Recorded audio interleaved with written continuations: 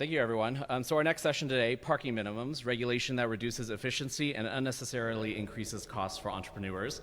Again, we have a full panel of experts here today with us. Our moderator today is Stephen Slavinsky. He is the Deputy Director of Research and Senior Research Fellow at the Pacific Legal Foundation. Prior to that, he was actually a Senior Research Fellow with us over here at the Center for the Study of Economic Liberty. And he's been a Senior Economist at the Goldwater Institute, a Research Fellow at the Mercatus Center at George Mason University, Senior Editor in the Research Division of the Federal Reserve Bank of Richmond, and a Policy Director at the Cato Institute. So he's kind of been everywhere.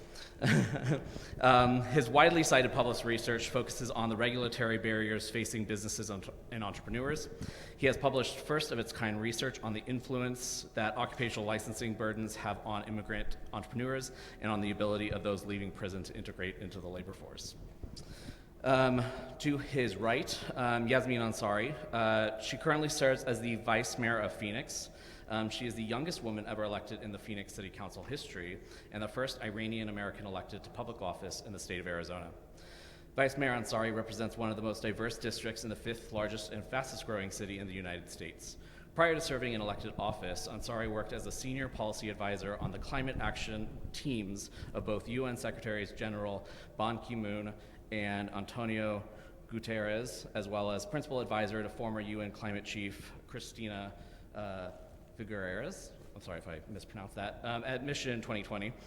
She earned her bachelor's degree from Stanford University and her master's from the University of Cambridge. Tony Jordan is with Parking Reform Network. After successfully organizing for local parking and land use reforms in Portland, Oregon, Tony Jordan co-founded the Parking Reform Network in 2019. Its goal is to help people everywhere understand the impact of parking policy on climate change, equity, housing, and traffic.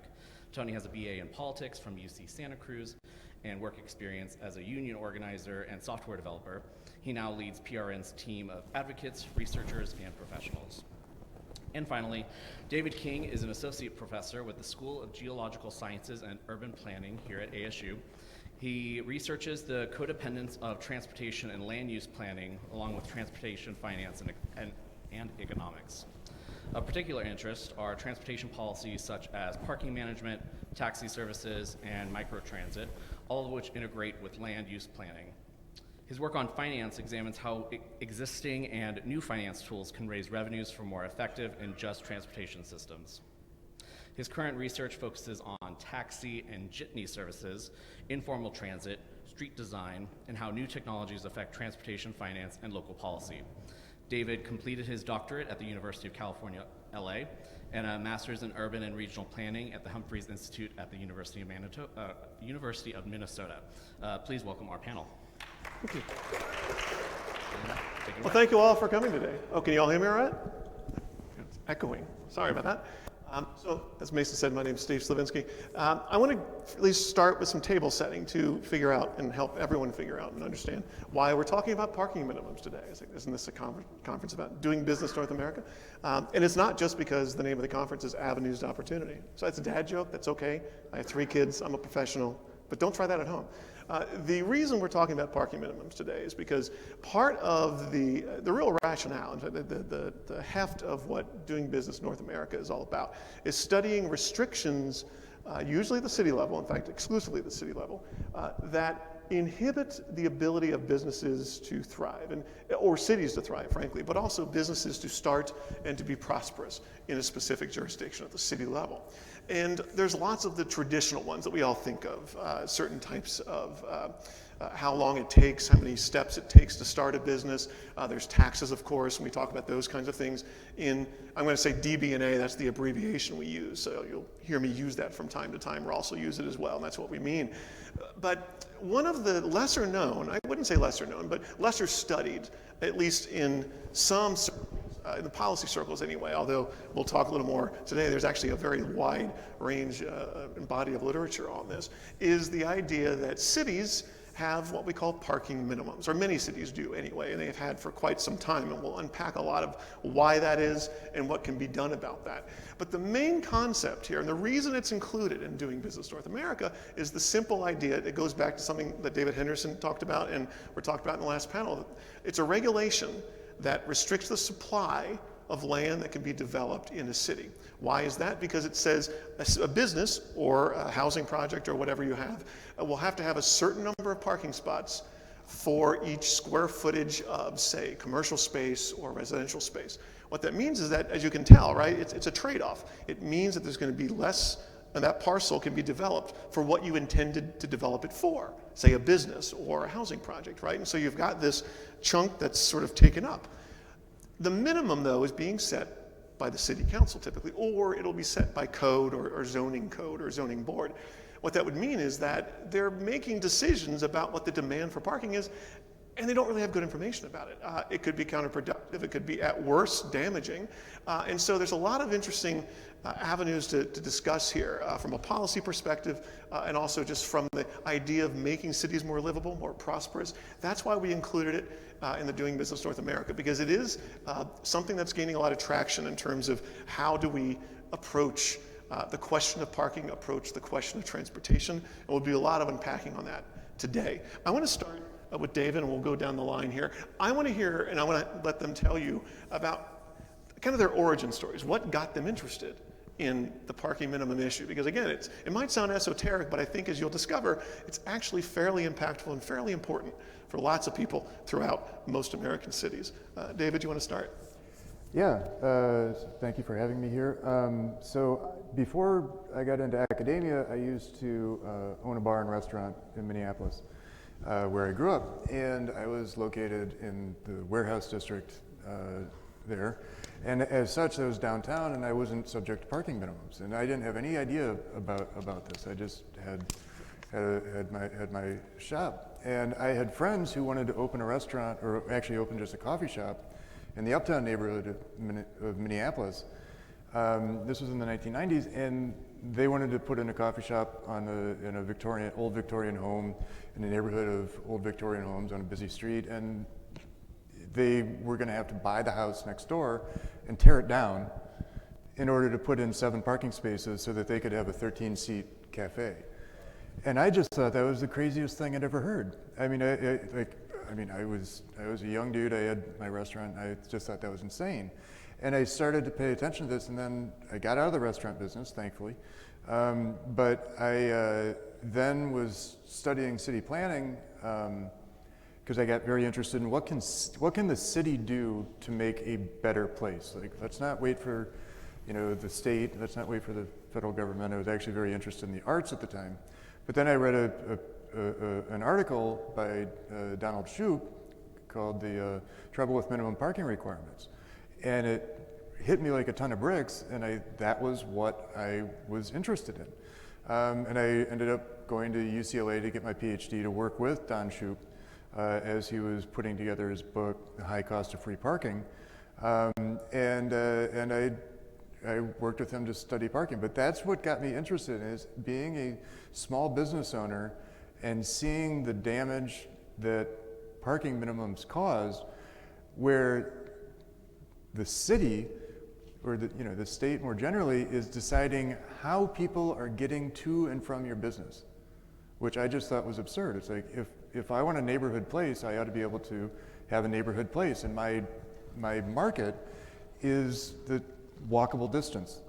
And so the state doesn't tell me what kind of coffee to serve, what kind of pizza to serve, anything else, but they tell me how people are going to get to my restaurant. And I just thought that was crazy. So that's my origin story. That's what got me interested in parking, in that parking is the seed that we don't think of it as forcing us, but it really makes it so easy to drive everywhere, that everybody drives everywhere, and then we don't have choices about how we're going to get anywhere else. And so parking becomes this point of really harming these viable and vibrant local economies. Tony? Thank you for having me here. I was working as a software developer. I live in Portland, Oregon, so I had gotten rid of my car a couple years before. I have small children, or I did at the time. But I think that opened my eyes to see the world a little differently when I read this blog post very randomly in 2010 about parking and this guy, Professor Don Shoup. So I looked up the book. I had to get it from interlibrary loan. It was only in hardback at the time, and it's like 700 pages. It's called The High Cost of Free Parking. And I started reading it, and I was like, just immediately captivated. Like, it was fascinating that there was something. I live across the street from a parking lot. I worked in a building where I looked at a parking garage, and I just like assumed these things were there. Like, there's in your environment. How did it get there? Why? And I was like, wow, this is totally crazy. Like, these regulations are based on nothing. They are extremely harmful. They harm a lot of things I care about, like in the environment and ability for housing and traffic, how traffic gets around. I looked into Portland's regulations, and at the time they were really good. We had gotten rid of parking mandates along corridors in 2002. So I was actually kind of disappointed, like, oh, there's nothing to agitate about. I tried to get my employer to provide a cash out, which is like a equitable commuter benefit, but there wasn't anything to do. And then 2 years later, 2012, a street in Portland that had been actually largely cleared out for a freeway that was never built started having a bunch of housing built on it. And a lot of this housing had no or little parking. And they got about 6 or 7 buildings in, and then the neighborhood just went wild. Like, the people in the community were really upset because they were afraid that these people were going to park on their street, that were moving into the apartment, theoretically. And so the city started considering a rollback. They considered adding parking mandates back on the corridors. And I was like, hey, I read this book. This is not a good idea. And I started going to planning commission and city council, and I started meeting other people who were interested in this too. And but they weren't organized. And as mentioned, I have a degree, I have a background somewhat in labor organizing, and I was like, I know how to do this. Like, I'm gonna get a mailing list, and I'm gonna help people get out to testify, and I'm gonna go educate other organizations. Because one of the things people told me is, why do you want to get interested in this? This is totally divisive, and this is like a third rail topic. And I was like, I found when I told people, do you know how much this stuff costs? Like, a parking structure, tens of thousands of dollars. Do you know how much space it takes up? Water runoff, there's all these things wrong with it. And I found that people actually were very receptive. And so I started just reaching out to coalition organizations, and it took a few years, but eventually we got all those mandates rolled back. I helped co-found our organization for zoning reform that legalized fourplexes and other zoning reforms. And I felt it was such part of it was there wasn't anyone else I could find that was doing this at scale, so there was kind of a greenfield organizing place. I wasn't stepping on anyone's toes. And it was like I could work on an intersection of so many issues that I and other people care about, which is really, from an organizer perspective, fun and easy work. And so I think until it's such a critical, low-level issue that its impacts are all so second order. It's just really gratifying, and I'm I've changed my whole life to work on this topic. Yeah. And Yasmin, what's your origin story and your interest in parking minimum policy? Thank you. So I have not been at parking minimum policy for nearly as long, so your stories are very inspirational. But my background, prior to elected office, I worked on the UN Secretary General's climate team. So I was working on climate action at a very international level. And I had a lot of opportunities to work with cities, states, companies across the US and across the world on various ways to address their climate action targets. And so that's the beginning of how I started to learn about, the nuances of things like zoning reform and city level work that could be done. So when I got onto the Phoenix City Council a couple of years ago, I ran on a platform that was focused on climate action, housing affordability, just sustainability and equity overall. So zoning reform was a really natural area that we immediately started to look at as a team. I think climate and housing go hand in hand. There's no question that housing affordability is a crisis right now in Phoenix and across the country. And in particular, we have been really dealing with the rise in homelessness. So when looking at all of these different unintended consequences of just the systems that we've built, we really wanted to look at what are things that we can do that will maybe not have immediate impacts, but long-term will help us improve our housing stock numbers, address our climate issues, et cetera. And so that's how I became interested in parking reform. We're actually doing a whole series of zoning reform efforts at the city right now, and I've been proud to be one of the council members who's been really leading the charge on this. These reforms have been part of our Housing Phoenix plan that was passed in 2019, but, and we may get into this, but due to, I think, a lot of misconceptions around this topic, and a lot of fear mongering around this topic, the can has been kicked down the road a little longer than we would have liked to have seen in Phoenix.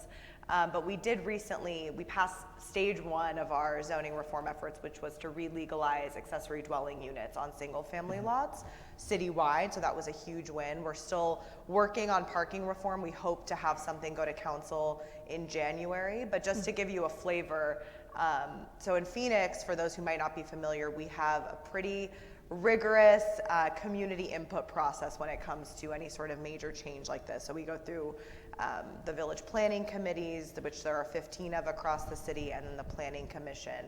And just side by side, we had, and I'll probably get the exact numbers wrong, but when it went through the process the first round, parking reform only got support from just a few villages out of the 15, whereas the legalization of ADUs got much more support. And so that just showed us that we needed to do a lot more work on organizing, to your point, and educating residents. And so now we are continuing to do that. We're working, it's gone back to a subcommittee on transportation.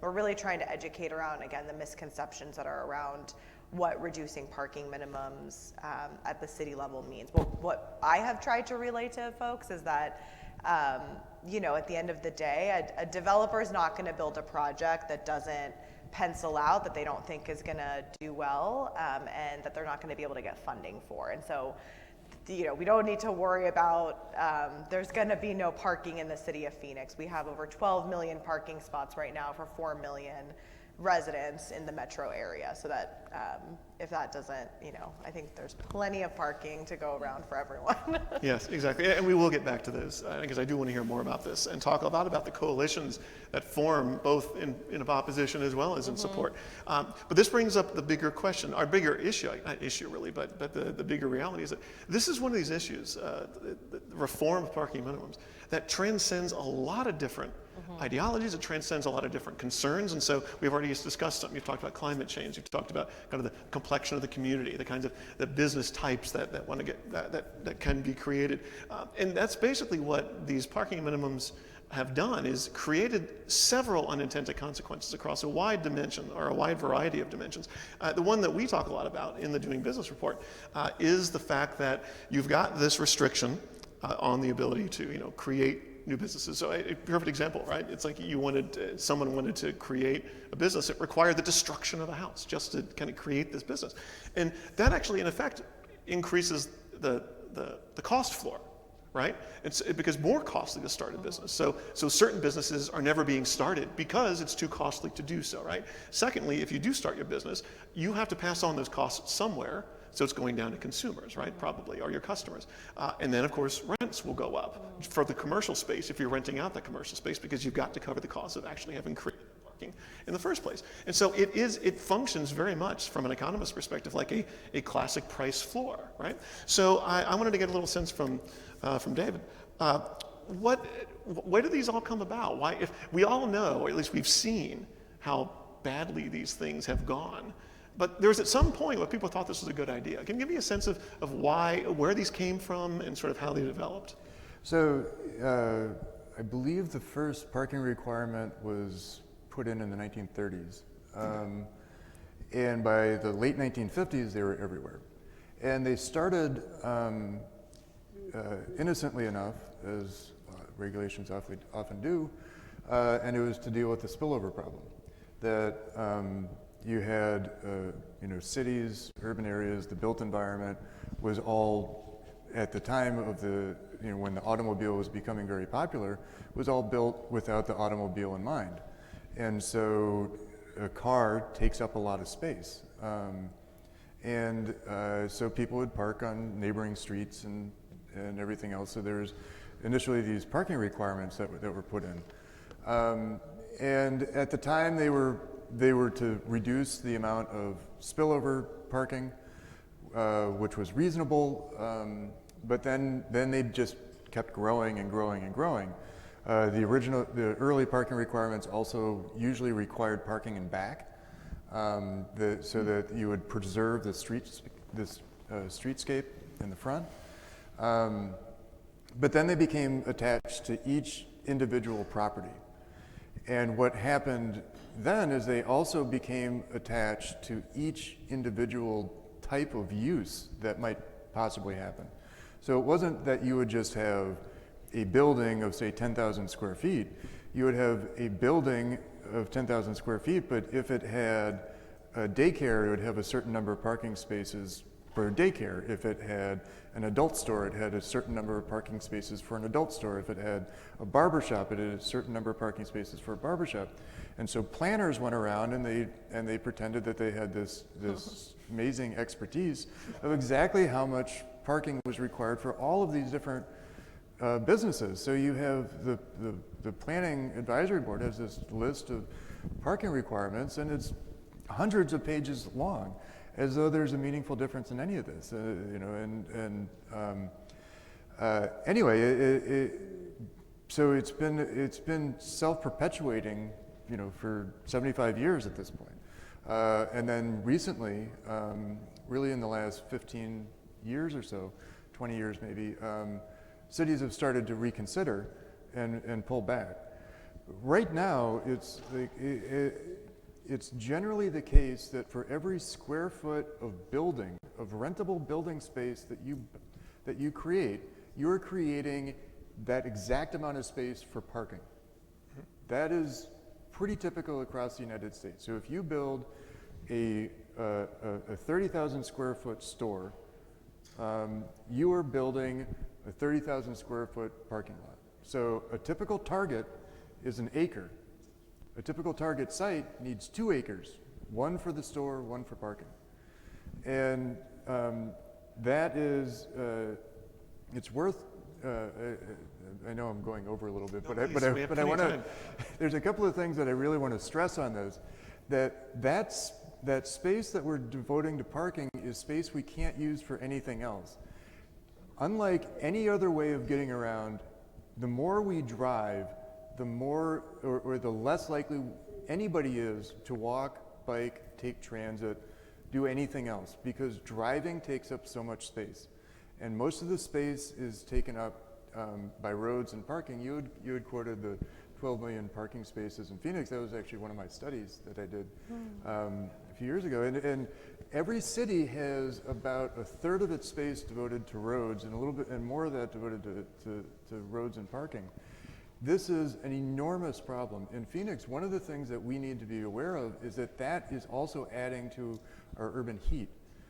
Phoenix, one of the reasons that, Phoenix is hot, it's going to be hot, we know that, but the overnight temperatures have been increasing dramatically in Phoenix. It's up about 15 degrees in the last 40 years.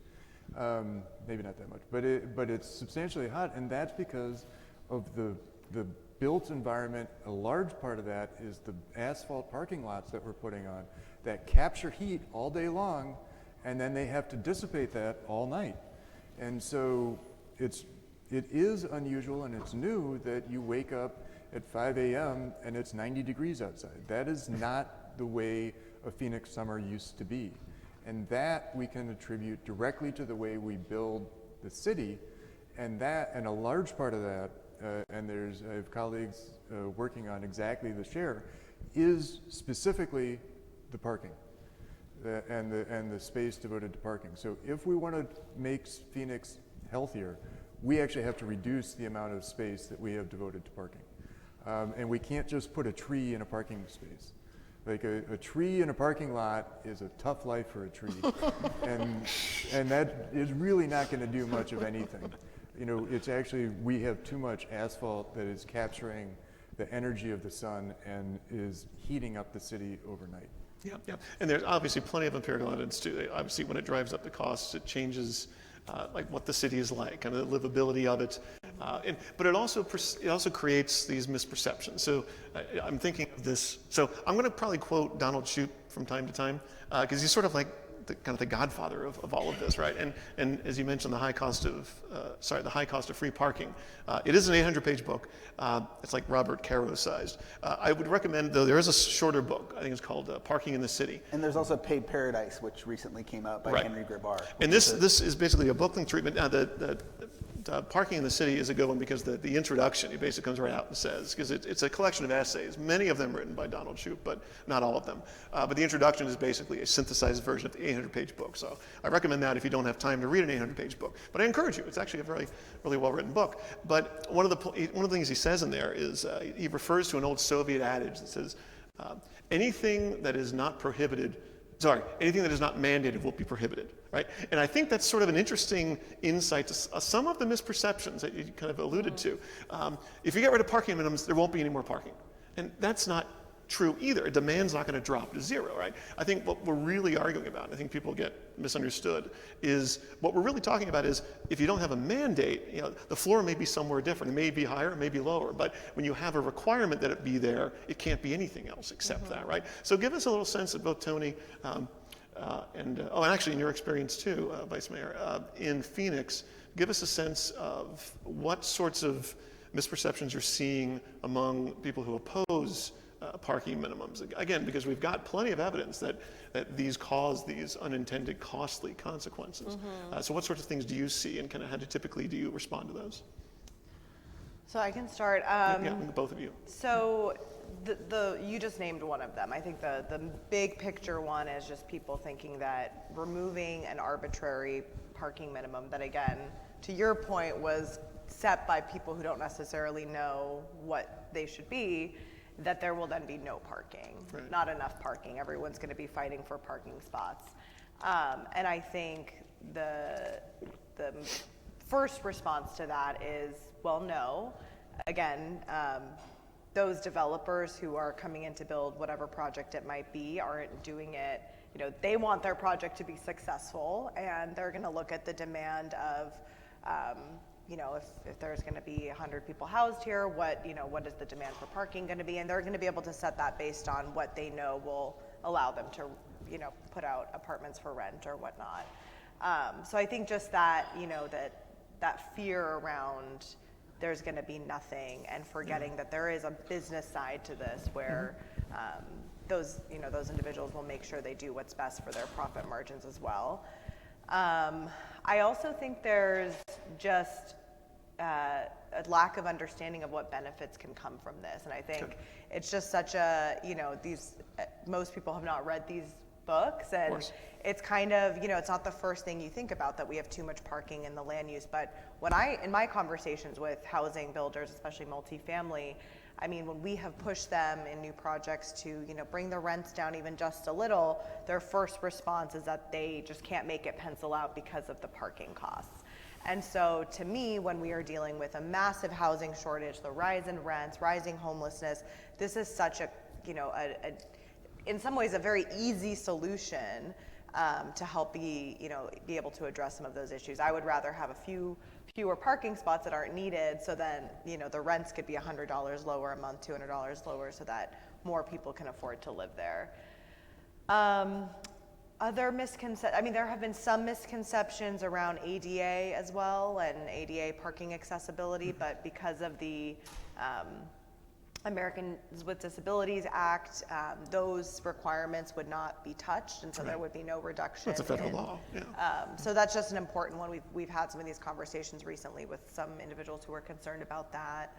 And then I think the other misconception is certainly around just like who's benefiting from this, and I think some people think this is just only benefiting developers and housing builders, and it's just like another thing we're giving away, whereas we need to do a better job, I think, as advocates to explain all of the benefits we'll have in terms of increased housing supply, lower rents and mortgages, heat island effect being addressed. So I think that is something that's also really important on the education Absolutely. side. Yeah, Tony, tell a little bit about your experience. What have you been seeing in your reform efforts? I think those are definitely the on the ground. Your experience is fairly typical. I think what I found is that a lot of those concerns, just to frame a little bit, we've talked around this, but I think like parking spaces, a structured above ground parking space in much of the country is $30, $40, $50,000 per stall to build. Below ground, double that. Surface, you're talking the mid thousands of dollars. These things take up 300 to 400 square feet each. 2 of them, which is a common requirement for housing, is the size of a small apartment, right? And so those are the numbers. One thing is people just don't, they hear about this, but they don't really know what we're talking about. So I think that's important. And you look at Phoenix and how arbitrary these numbers are. I'll look at the cities near where we were. I did a presentation online in Phoenix a couple months ago. I look at bowling alley requirements. 1 per lane, 2 per lane, 3 per lane, 4 per lane, 5 per lane. That's like cities within 50 miles of each other. Housing requirements are, they're so specific. Gilbert, Arizona has 1 per 100 square feet for a haunted house, specific, and For a haunted house, yeah. Oh, wow. And then when you look at how much they require, it's not that these are just arbitrary. They're also excessive. In Phoenix, you're building multifamily housing. 60% of the households, the renter households in Phoenix, by the ACS, own 1 or fewer cars. You're requiring 1.5 to 2 spaces in the region for parking. So you're overprescribing the amount of parking that's being built, which has a cost and either drives people, it pushes everything further apart. So I think when we explain these things, it does change a reasonable person's opinion. The opposition to these is starting to evaporate and people go, wow, what's happening? I'm like, it just doesn't make sense. We're getting the information out. So then what's left is who's opposing it. And the opposition then is really, it's incumbent and somewhat political perversity. In the examples we've given, it doesn't mean you don't get to start a business if you don't tear down the house next door. You just have to go get someone to give you a variance. There's an opportunity for corruption. There's an opportunity for, how do you get that variance for your building? Or maybe there's an extraction among the more liberal communities. Sometimes there's an opposition to these because the city, when the developer has to come to the table to negotiate that variance, then the city can extract concessions for them, like higher wages. I don't disagree with that, but I don't think that's the approach to get that, or affordable housing requirements. So it's being used as a bargaining chip. It's like a pretextual reason you keep these things in that are not justifiable in order to use them to extract something on the other side. And so a lot of the opposition now are people who have benefited from the environment in which they can use these on either side for an extraction, or people who just, I think, neighbors often, it's just one of a number of things you can cite that is maybe not really saying why you don't want more houses in your neighborhood, but you can point to the parking as a reason and shut down a project or generate a lot of fury around it. And finally, I think that there's also these regulations create an environment that businesses adapt to. People have business models that work in these environments with the regulations we have now. When you come and you want to change that, you're threatening the existing situation. A builder who knows how to do this and has a pro forma and has a bank that lends them money to build one type of thing, and you come in and go, hey, let's get rid of this regulation. What do you think about that? They're actually not that excited because they're like, well, I don't know, someone's going to come eat my lunch now who knows how to build a building under a different business model. So I think I think there's a lot of hope because I do really see these arguments are very common, but also I think that just the education and the information around it is extremely effective at reducing the opposition. Absolutely, and there's parallels. Anyone who studies regulatory economics knows that a lot of these laws, and not just these laws, like things like occupational licensing, for instance, even, the laws are supported by people who already have incumbent licenses or incumbent businesses because they know, well, keeping these barriers high, I don't get any more competition. And so maybe there's sort of that element there as well. But before we get too cynical and bemoan the fact that, oh, this is so hard to do,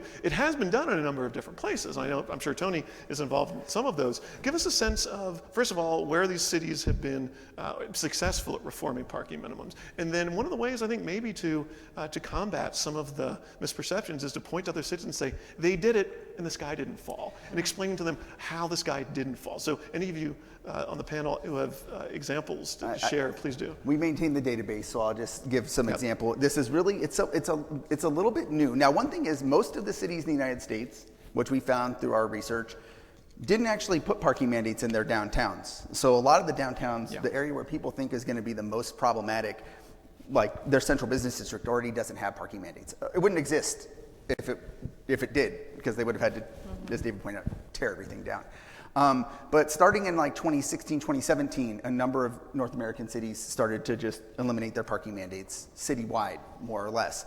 Buffalo, Hartford were some of the first, San Francisco. And then in the last few years, I mean, just this last 60 days, we've seen Austin, Texas, a smaller town in Texas, Tyler, several cities in Oregon, because Oregon has statewide reforms that are pushing the cities to get rid of their mandates. So Eugene, Springfield, Portland doesn't have mandates. So there's more than 50. There's like 55. It depends on how you kind of look at it. 55 North American cities. They're in most of the corners, not so much in the center, but they're all around. They're Anchorage, Alaska to Gainesville, Florida. And they so far seem to be, because the city today is the same as it was the day before. You get rid of your parking mandates, nothing evaporates. You know, it takes a long time to build things. And my message is like, the city can see, they get the permits, they know what's going to be built. They own the most parking in the city, what's on the street. They can manage that parking to the benefit of people who want to access an area efficiently, and they can get ahead of that and be proactive about it. And then, you know, builders will build what they need to build, or they won't. Right. So yeah. Right. I David, think if yes? we're successful in January to pass it, I believe Phoenix will be the largest city to do so. Well, these larger cities like Austin, those are cities that get rid of them entirely. Like they have no mandates. Okay. I have a sticker in my pocket, eliminate parking mandates citywide, all uses. And I suggest, you know, like that's the. all uses Yeah, for too. all Okay. uses. Because like you're looking at residential Yes, requirement changes, yes. but the commercial is Yeah. just as important, especially if you want to build walkable communities. You have to allow people to build coffee shops and hair salons in the area where they live, not in the center of the city only. Yeah. Yep. I mean, I'll say one of the an example that I use with my students in thinking about what does a world without parking minimums look like. It's like walk down Mill Avenue, right? Those businesses are not required to have parking on site. There's plenty of parking in Tempe. And the parking is managed, and the parking is managed in a way so that people are parking a block away and walking, and it keeps Mill Avenue as being a vibrant place to be. Now contrast that if you know the area of thinking of like the dining and entertainment areas up along 7th Street, where every restaurant is a box surrounded by a parking lot next to a box surrounded by a parking lot.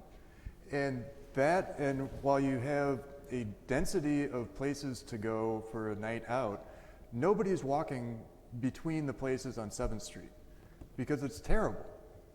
Because you have to dodge people coming in and out of parking lots, because you walk out of the restaurant, your car is right there. You know, so, and those places, the restaurants, you know, they often will hire valet companies to manage their parking spaces, because they're trying to get as many cars in as possible, because they don't want that extra cost associated with expanding the parking space. So Mill Avenue is a great example of how to manage parking by divorcing it from the building itself. It's not about getting rid of parking or telling people they can't drive. It's about giving people the choice of how they want to get around. And nobody travels anywhere to revel in the glories of a parking lot. People go places because they want to shop, they want to eat, they want to socialize, they want to hang out, they want to do all kinds of things. Nobody goes to hang out in a parking lot. And so we want to minimize those places that people don't want to go, and we want to maximize the places where people want to go. And so parking reform can happen. And this idea that parking is one of these things that, you know, people, their knee-jerk reaction is if you don't require it, nobody's going to supply it. Just about everybody drives. There's going to be parking. You know, my view is turn parking into a business. Let people pay for parking. Let developers build a parking lot if they want to build a parking lot and charge people for it. You know, if we could have in Asia, there's a common planning idea called Park Once neighborhoods.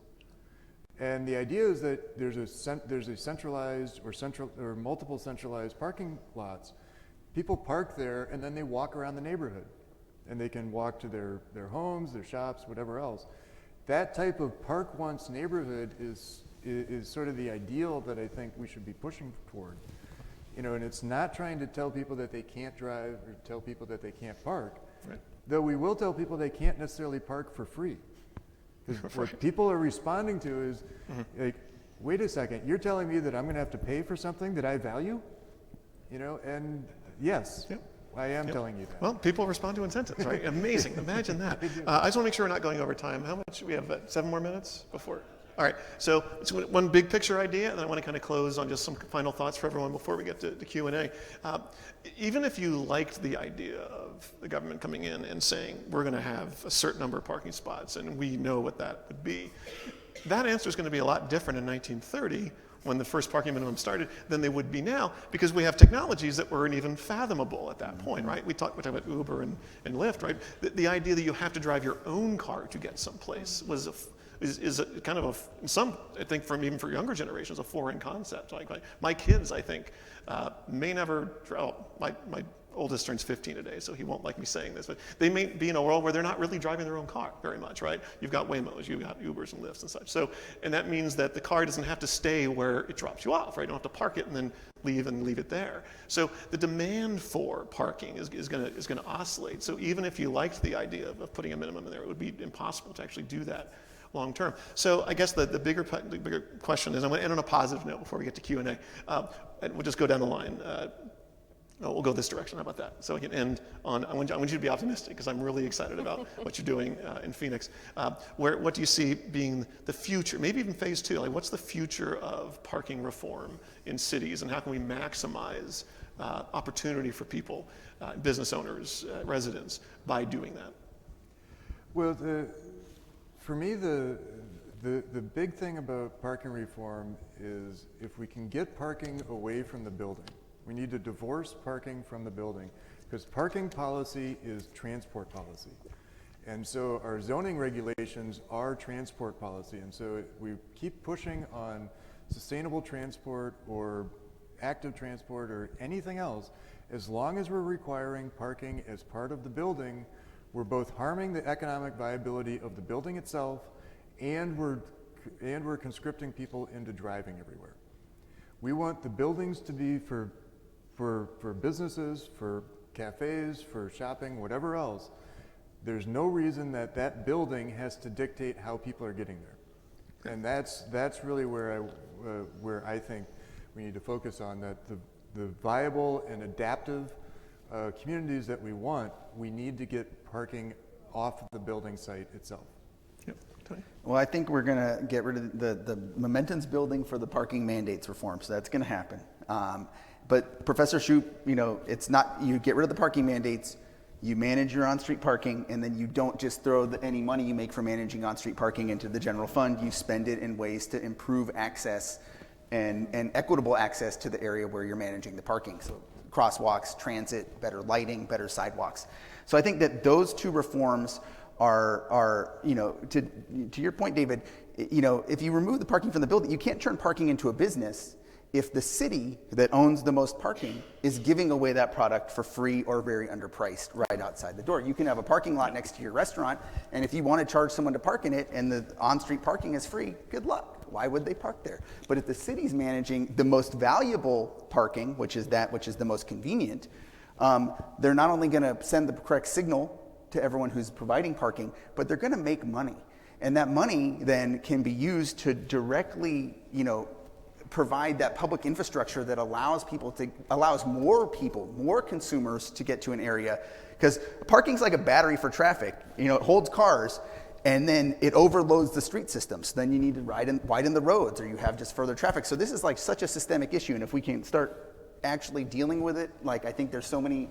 I'm very excited about the potential for just feedback loops of, you're raising this money, you can provide better access, you need less parking, and just kind of unwind what we've been doing for the last 60 years.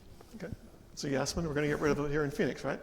Yeah, and I think, so, I mean, my vision long-term for Phoenix is I really do want this to be a city that's walkable, that is not so car-centric.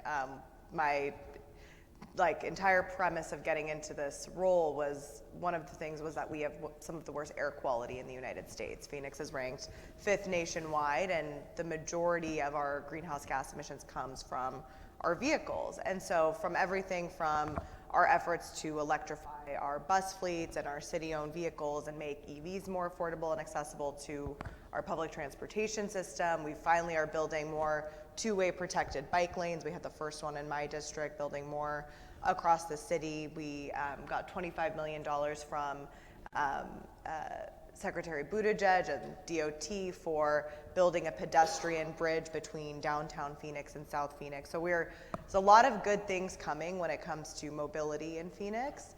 And I think this is really a critical missing puzzle piece, and I really hope that the reform that will hopefully get passed in January for residential will be just the beginning. We do need to work on commercial as well, and and to your point, parking should not be around the buildings. And I think we're seeing that a little bit in downtown Phoenix. Some of the success has been, on Roosevelt Road, there's one large, multi-story, community parking lot. And so that's great, but we hear a lot of, I think we just need to keep working on it, because ultimately, if we want this city to be one that is sustainable in the future, especially with our extreme heat challenges, we have to work really diligently to make sure that we are making it easier for people to get around without a vehicle. Great. Well, thank you all for listening. We want to go ahead and open up for questions for anyone who has some interest in this. Hopefully it has piqued your interest. Looking forward to some very insightful questions. Is it on? Yeah. So right here in this neighborhood behind us is Mirabella, which is a sort of dorm for the elderly, and I live there with a lot of other ASU graduates. And we were told the reason why we pay $9,000 a month to let our employees park at the hotel called Canopy is because every day to the campus come 40,000 people, and there are only 19,000 places to park around here. And besides, the employees don't want to walk blocks and blocks and pay the bill for parking. So therefore, we pay $9,000 a month next door to let our employees park in a hotel across the street. So I guess the ASU's policy is just don't build the parking, and they'll figure out how to take the bus or get an electric bike or something like that. But it seems very strange that they're now building a dormitory in back of Mirabella for hundreds and hundreds of more students, and no more parking for them either. It just seems, Tempe is just, by having no mandate that anybody parks, it's just letting everybody fight it out on their electric bike. Is there a question? I think, you're building, I'm assuming it's, condo type association is paying $9,000 a month, the market rate for that parking. I don't know what the ASU policy is on rates. They're probably potentially too low, but to the point I made, if you're going to build hundreds of units and you wanted to require of students who live on campus, so hopefully those are students who are fewer of them are going to own cars. Theoretically, they're not commuting to campus. But every one of those parking spaces in a structure is going to cost, $60,000. So you're not going to be able to actually even increase, to your point, if there were 20,000 more parking spaces on this campus, one, what would that look like? Where would they go? Who would pay for them? And then what would the traffic all around this? You'd have 20,000 more cars every day, right, on campus. So I think, some of it is, I understand the frustrations that people have, and they're very valid. And people don't want to pay for things that they get for free. No one wants to pay for anything at all, right? We pay for as little as we can get away with. But when at least for me, when I think about what would be the solution, that would, like if you had unlimited dollars to build that parking, what would that do to the environment that you're in? And the answer is it's not going to necessarily be a better place. And so I think that it's a tough emotional thing, and I definitely understand it impacts people, but I mean, like, we're at a tough situation in history. We're trying to deal with a lot of things at one time, and But this seems I'd like add one more thing. I don't own a car, right? So I'm not one of the people parking anywhere. And when I went to take the local train, like up to the museums and so on, I was told, you're too old to do that by yourself. You can't go alone. It's too dangerous on public transport here. So you have to take Lyft to go to the museums or wherever. You can't go alone even in daytime on the train. It's too scary, and that feeds into the homeless section of things. Is that I come from Portland, Oregon, and most people there, all of them will tell you, I abandoned the MAX, the train. It's too scary. Nobody rides it anymore. So it's a kind of, as I see it, a kind of circle. You can't go on public transport, you're not safe, and then and as for the parking permit, the students here, one girl told me she pays $800 to park, and half the time she can't find a space to come in for the $800 she paid for the permit. Yeah, that's definitely a complicated problem. And thank you so much for your question. I want to get to a few more. One thing I want to point out, and you actually jogged my memory on something, I was thinking about this.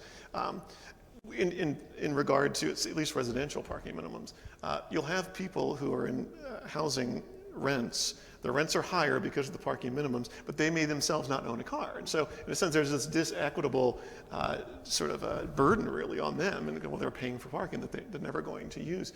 But again, one of the other reasons why these downstream unintended consequences of parking minimums can have real costs for people. I'm going to do some more questions down here since we have some time. Yeah, I wanted to know what do you think is the cause for the market not to regulate itself with this matter and having to do mandates and regulations? I mean, is it too expensive for people to build it? Why there has to be regulations? Right. And the market David? is not auto-regulating itself. Have you, I mean, beside the paternalistic and all that stuff that may come, is there any structural issues on this matter? Well, I think, and Tony, you might be better to speak to the trends, but there's a lot of interest now in revising parking regulations, that there has been a recognition that these are not serving broader city goals, that these are damaging other city goals that exist. So in the context of regulatory reform, I actually think it's moving quite swiftly now, because you're going city by city by city. So it's not just one big federal regulation that's getting pulled back, but as Tony's group is documenting, there's a lot of cities now reforming this, and there's broad coalitions interested in changing. And I suspect where we're going to end up is that you'll just see, where cities have eliminated parking requirements. I think on average, it's roughly developers end up around 60% of what was required. So if a development was requiring 50 spaces, the developers would end up somewhere around 30 spaces. So there is some of this that's going on, and my own view is that what cities should do is they should focus much more on the design elements of the parking itself, which are not very well considered in the context of things like walkability. Something like a curb cut is extremely damaging to the walkable environment, and there are no studies about curb cuts. A curb cut is the driveway entrance. The curb cut is a place where the sidewalk is interrupted by people driving across of it. And before ASU, I was at Columbia University in New York. In Manhattan, a very walkable place, less than 2% of the sidewalks are interrupted by curb cuts. If you go to Queens, less walkable still in New York. 11% of the sidewalks are interrupted by, like 11% of the curb area is interrupted. That's an enormous difference in your comfort of walking. Like we cannot blame people from walking around and looking at their phones. We all do it, right? We don't need to be worried about cars crossing the sidewalk. But so cities could focus more on this and limiting the number of curb cuts. One of the reasons that 7th Avenue or 7th Street is so lousy for walking is because every restaurant has 1 or 2 curb cuts that you have to walk by. So there's all these cars coming in and out, so you have to walk with your head on a swivel as people are coming in and out. I'll have one other soapbox thing here. We need to get rid of drive-throughs. Drive-through restaurants are a result of the auto orientation and on curb cuts.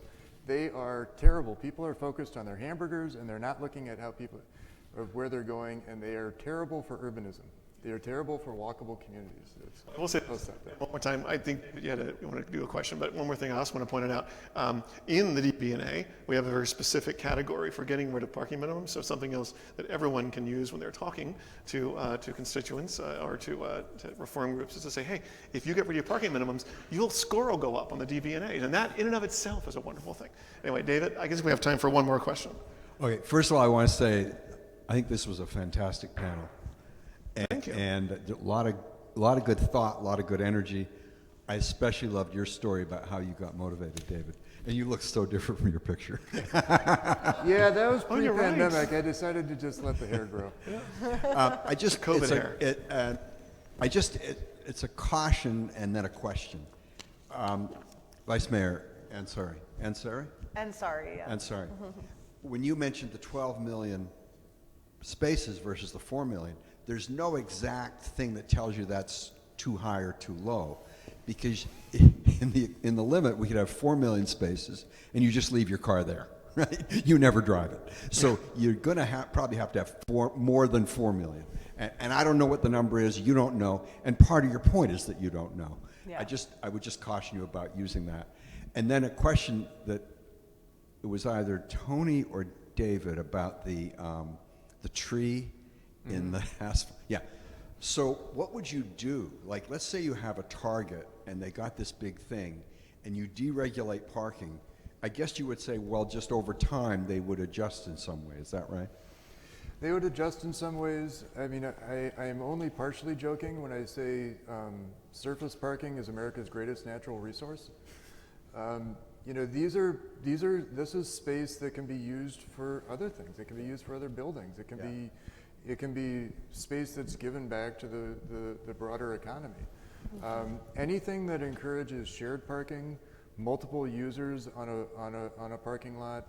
If we can structure parking in places like Phoenix, like structured parking with green roofs or something along those lines, which would reduce the heat impact, is worth doing.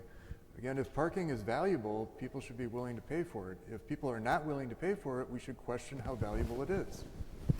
And if people are not willing to pay for parking, if a little bit of charge for parking, because we're now structuring and putting in, you know, climate-friendly roofs, if that's enough to get people to stop driving, then maybe we should do more of that.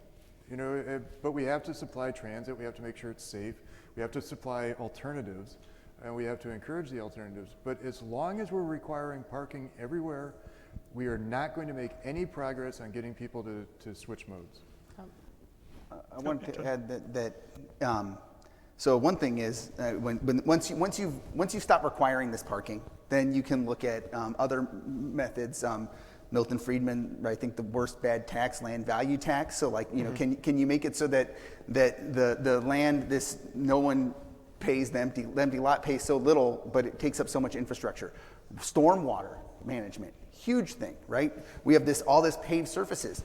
When you get rain here, it floods the streets, it overflows your sewers. Cities pay billions of dollars. Portland doesn't have an underground subway, but we do have a subway tunnel that we fill with sewage every time it rains that we paid billions of dollars to take water from parking lots and store it until we can treat it. So I think like one thing that could happen is that cities could say, there are some impact fees that could be assigned to to the externalities of these lots, the heat island and the water runoff effects that would then incentivize a target to right size and maybe parcel and sell or redevelop something that is of a higher value on some of its surface lots. So that is like something that I think is worth considering going forward, of how to like deal with the environmental and other cost impacts. I mean, even just the pipes and the power that run and the sidewalks that run in front of a parking lot are tremendously expensive for the city to maintain, and they pay almost nothing in property tax. And so there is like a big fiscal responsibility issue here about like unlocking the value that sits vacant all day.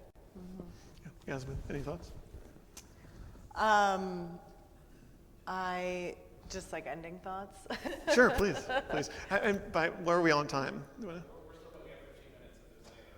Okay, let's go ahead and do some more questions real quick, and we'll do some ending thoughts at the very end. Absolutely.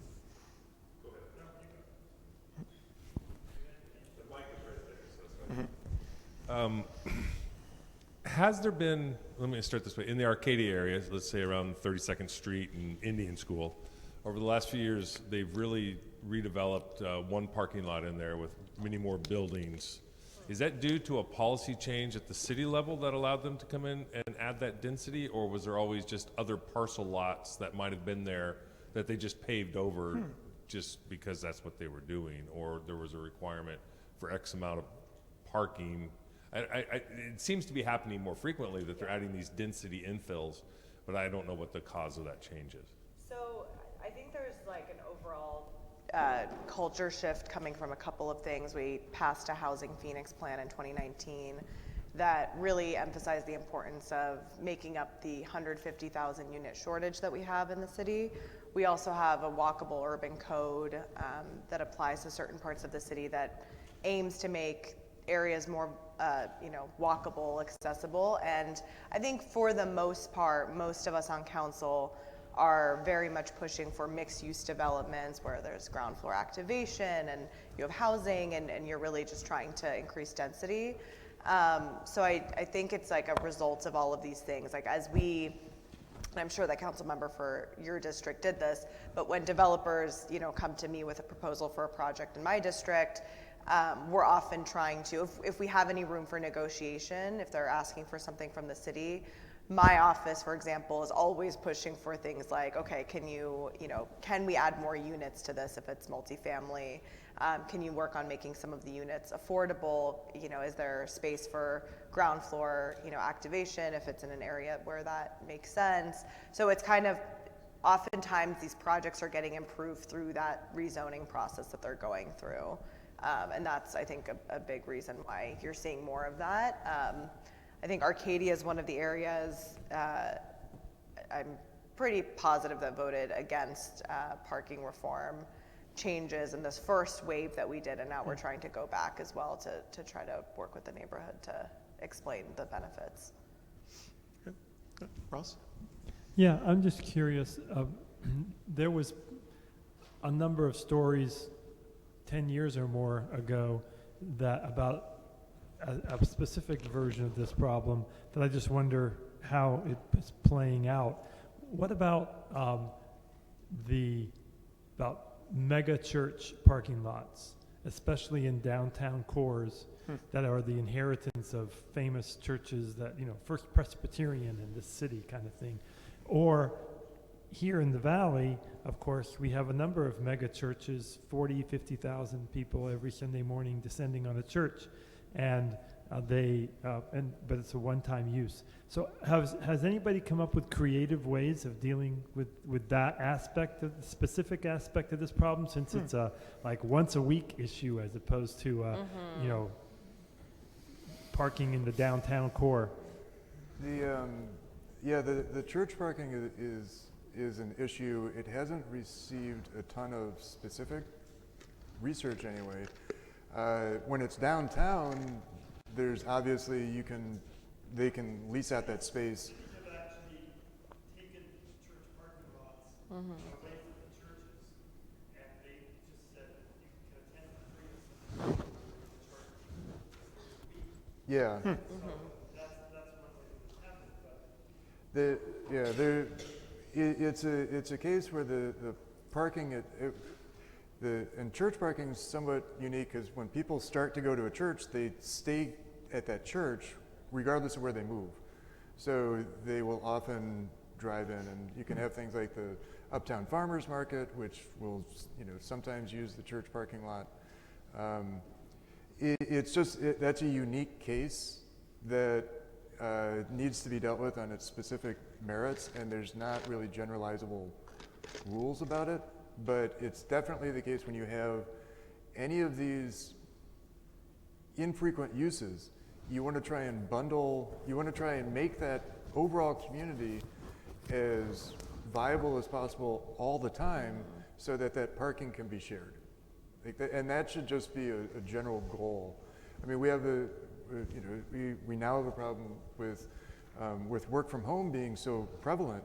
There's a lot of office parking that's simply not being used as much as it was when people were going to the office 5 days a week. And we're going to see more businesses think about this parking as a lost cause that they want to try and make some money on, which I believe is one of the reasons that we're seeing the density. Shopping malls, strip malls, shopping malls are the only development that is routinely built more than the required parking. And that's because they don't know what their retail mix is going to be in the years ahead. So they build more than they need because they will have to accommodate some unknown parking requirement in the future. And the developers I've talked to have said they now realize that they're sitting on land that never gets used, and they're trying to turn that into profitable space. So, if churches are given the opportunity to turn that land into profitable space, they will. But often one of the things with parking is it's not just that we require parking, it's that we require that you only put cars there. Yeah. So if you get an apartment, you can't put a storage locker in a parking space even though you're paying for that parking space because you can only store your car. You can buy a van and fill it with your stuff and park it there. Well, that's the Scooby-Doo and Shaggy law, I think they call it. Do we have any final questions before we go? We got a couple more minutes. If not, I'd like to end with a really quick quote. You'll like this, David. Donald Shoup, in his book, paraphrases Anthony Downs. And so he says, to paraphrase Anthony Downs, using parking requirements rather than prices to balance the supply and demand for parking is like adjusting the position of a picture on the wall by rebuilding the wall rather than shifting the picture. So let's go ahead and put our hands together to thank those of us who were trying to help people shift their pictures and not their walls. So thanks so much.